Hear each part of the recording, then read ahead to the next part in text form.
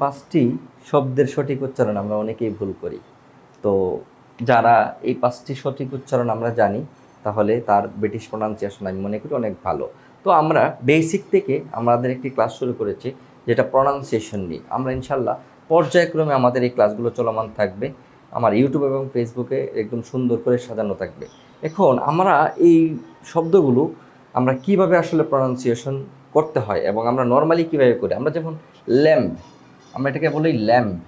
Lamp এখানে বিয়ের উচ্চারণটা হবে না, এখানে বলতে হবে, এখানে বিয়ের উচ্চারণটা যদি না হয় তাহলে এখানে হবে ল্যাম্প, শব্দটা হবে ল্যাম্প। ল্যাম্প। তারপর আমরা বলি বোম, মানে বোমা, যেটার বাংলা অর্থ, এটাকে আমরা বলি বোম। বাট এখানেও বিয়ের উচ্চারণ হবে না, এখানে বলতে হবে বম, ডাইরেক্ট বম। বম, বিয়ের উচ্চারণ এখানে হবে না।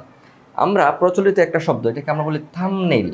থাম্বনেইল, এই যে THUM, thumb, NAIL, nail, thumbnail. But এটা উচ্চারণটা হবে থাম্বনেইল, থাম্বনেইল।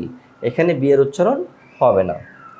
এখানে আমরা বলি কালম, কালম, শান্ত, যেটার বাংলা অর্থ। তো এটার উচ্চারণটা হবে ডাইরেক্ট খাম, খাম, এই যেভাবে খাম,